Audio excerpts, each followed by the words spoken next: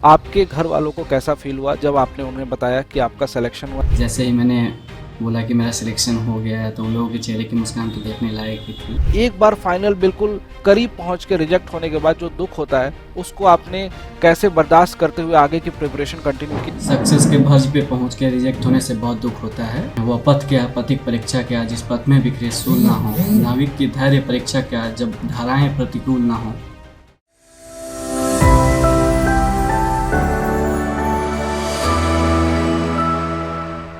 Hello everyone, welcome to engineer सटा guys. I hope you all are good. Myself Rajat Singh और आप सभी का इंजीनियर सटा के इस प्लेटफॉर्म पे स्वागत है। गाइज, आज की ये वीडियो उन सभी एस्पिरेंट के लिए स्पेशल है जो किसी ना किसी गवर्नमेंट एग्जामिनेशन की प्रिपरेशन कर रहे हैं। स्पेसिफिकली बोलूं, एसएससी जेई एग्जामिनेशन की। एसएससी जेई 2022 के रिजल्ट अभी जारी किए गए हैं और आज उस एग्जामिनेशन में सफल होने वाले छात्रों में से एक स्पेशल छात्र जिन्होंने काफी मेहनत करी इस एग्जामिनेशन के लिए, और एक मेहनत की मिसाल इनको बोल सकते हैं, क्योंकि 2019 में इन्होंने मेंस दिया और रिजेक्ट हो गए, 2020 में इन्होंने मेंस दिया, रिजेक्ट हो गए, और फाइनली 2022 के एग्जामिनेशन में इनको सिलेक्शन मिली।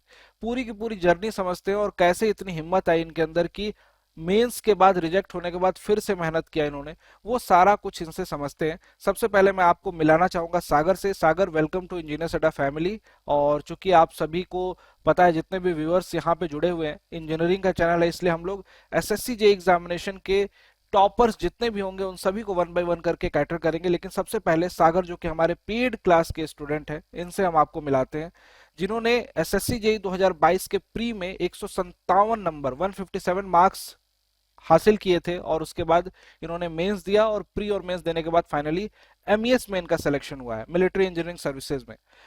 सबसे पहले सागर, अपने बारे में कुछ बताइए हमें और सारे के सारे व्यूअर्स को, कि आप कहाँ से हैं, कैसे आपने पढ़ाई पूरी की, और किस तरीके से आपका पूरा जर्नी रहा यहाँ तक, स्कूलिंग के बाद कॉलेज, कॉलेज के बाद आपने एग्जामिनेशन देना स्टार्ट किया। वो पूरी चीजें एक बार थोड़ा सा ब्रीफ में बताइए। Hello everyone, this is Sagar ji. I have been selected in SSC JEE 2022 MES Engineering Military Engineering Services. Sir, मैं मोतिहारी बिहार का रहने वाला हूँ। मेरा स्कूलिंग पटना पटना से हुआ है। उसके बाद मेरा एडमिशन एनआईटी अगरतला में हो गया after clearing the SSC JE mains examination. After the college I get to know about the government services examinations for the post of engineering services. फिर मैंने ये डिसाइड किया मैं इसके लिए तैयारी करूँगा और मैं दिल्ली चला आया। दिल्ली आने के बाद मैंने कोचिंग्स में एडमिशन लिया।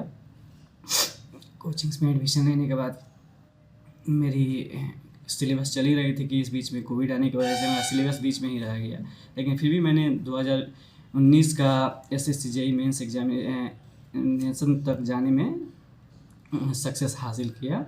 लेकिन अनफॉर्चुनेटली मैं 2019 के एसएससी जेई एग्जामिनेशन में मेरिट आउट हो गया। उसके बाद फिर मैंने 2020 में फिर से एक बार तैयारी किया, और इस बार ऑनलाइन मीडियम से तैयारी किया, और स्पेशली अड्डा की तरफ से ही फ्री वीडियोज़ वगैरह जो सेशंस चल रहे थे उन्हीं के थ्रू तैयारी किया मैंने। और फिर इस बार मैंने प्री क्वालिफाई किया, लेकिन इस बार मेंस का एग्ज़ाम मेरा उतना अच्छा नहीं गया जितना होना चाहिए, जिसकी वजह से मैंने मेंस क्वालिफाई नहीं कर पाया और मेरा डीवी में भी नाम नहीं आ पाया।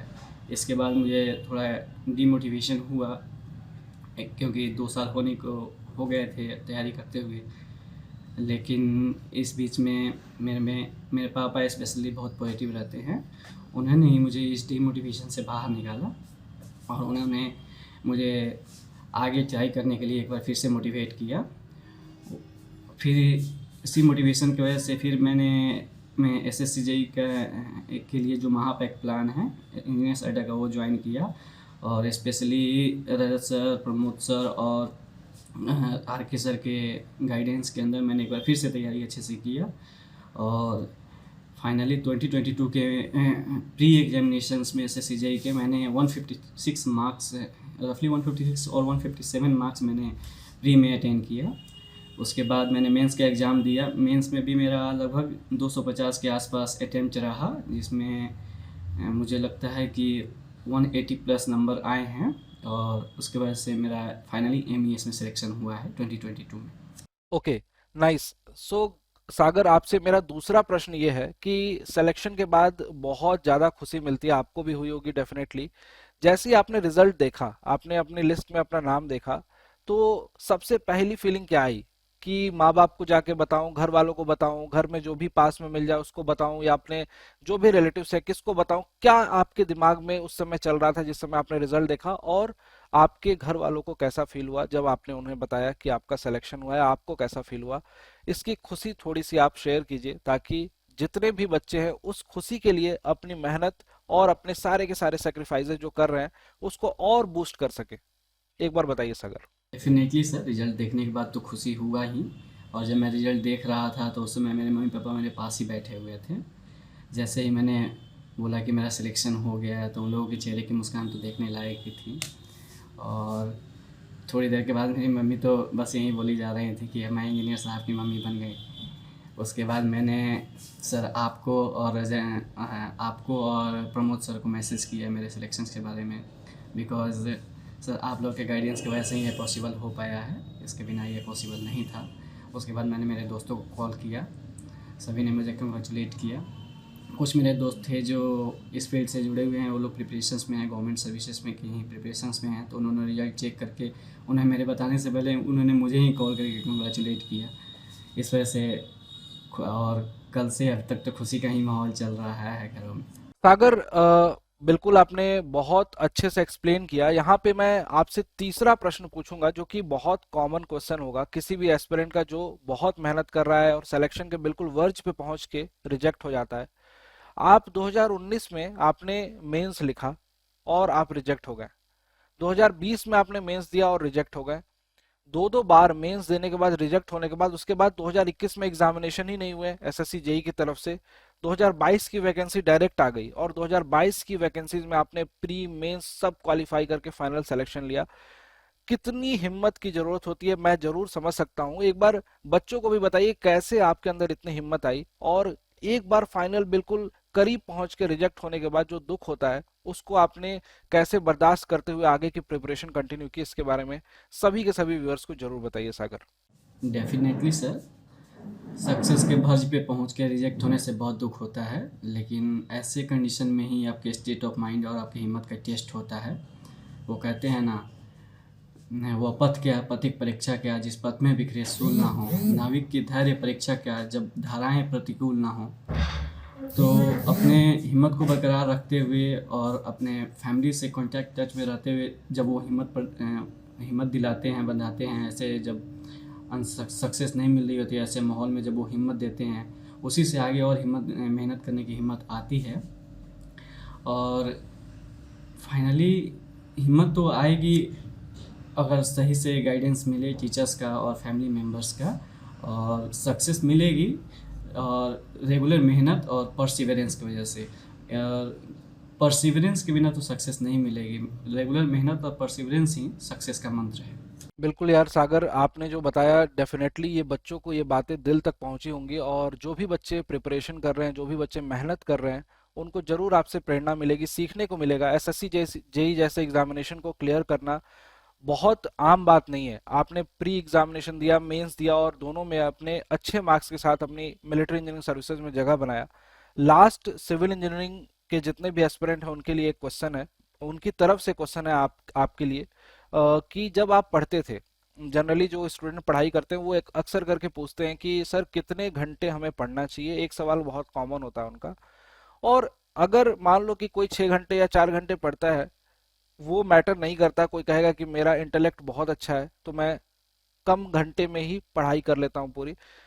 लेकिन पढ़ाई के दौरान किन बातों का ध्यान रखा जाए, शॉर्ट नोट्स कितने इंपॉर्टेंट होते हैं, फॉर्मूला सीट्स अगर आप बनाते थे, फॉर्मूला नोट्स आपके पास होंगे तो उसकी क्या इंपॉर्टेंस रही आपके सिलेक्शन जर्नी में, और मेंटर्स का क्या योगदान रहा आपके सिलेक्शन जर्नी में, ये जरूर बताइए। इंजीनियर्स अड्डा ने आपकी कितनी हेल्प की? मुझे पता है कि आप मेंस के बैचेस में भी पढ़ रहे थे, मेंस की क्लासेस भी अटेंड कर रहे थे, मेंस के हर एक सेशन को देखते थे आप, जितने भी सब्जेक्टिव क्वेश्चंस थे उसको सॉल्व भी करते थे बैठ के साथ 1 to 1। और वो सारी चीजें आपने देखी हैं, फेस की हैं, और पढ़ाई में लगातार बने रहे हो, यूट्यूब चैनल पे भी बने रहे हो। तो इन सब के बावजूद मैं आपसे बस इतना जानना चाहता हूँ कि कौन कौन सी स्ट्रेटजी थी जो आपके मतलब सिलेक्शन में बहुत ज्यादा हेल्प की, कौन से ऐसे पार्ट थे जिससे कि आपको सिलेक्शन लगता है कि हाँ, इन कारणों की वजह से मेरा सिलेक्शन हुआ है। बिल्कुल वो बताइए हमारे सारे के सारे व्यूअर्स को। सर मेरे एक्सपीरियंस से मैं बता रहा हूँ कि एस एस सी जेई का कंपटीशन बहुत टफ है, और इसमें स्टूडेंट को मेहनत तो करना पड़ेगा। और अगर वो रेगुलर 6 से 8 घंटे पढ़ रहा है तो काफ़ी है, लेकिन बस वो रेगुलर रहना चाहिए। रह गया बात कि प्रिपरेशन कैसे करना है, स्टार्ट कैसे करना है, उसको फाइनल स्टेज तक लेके जाना है, तो मेरे एक्सपीरियंस में सबसे पहले आपको एक अच्छी फैकल्टीज़ के साथ जो टीम हो आपको एस एस सी जी के प्रिपरेशंस में गाइड कर सके, उनके एक मेंटोरशिप में आना चाहिए। जैसे मैंने एस एस सी जी अड्डा के थ्रू मैंने मेंटोरशिप ज्वाइन किया महापैक, और उसके थ्रू मैंने प्रिपरेशन से स्टार्ट किया। और सबसे पहले तो आप अपना पूरा का पूरा सिलेबस एक बार अच्छे से टीचर्स के गाइडेंस में नोट्स बनाते हुए कंप्लीट करना चाहिए डिटेल में। उसके बाद रेगुलर रिवीजन तो बहुत ज़्यादा ज़रूरी है। एस एस सी जे ई एग्जामिनेशंस में छोटे छोटे पॉइंट्स इतने ज़्यादा हैं, सिलेबस इतना वास्ट है कि अगर आप रेगुलर रिवीजन नहीं करते हैं तो कोई ना कोई पॉइंट छूट ही जाएगा, और वो एग्ज़ाम में आएंगे तो फिर आप कुछ नहीं कर सकते, या फिर नेगेटिव मार्किंग में चला जाएगा, या फिर आपको क्वेश्चन छोड़ना पड़ेगा।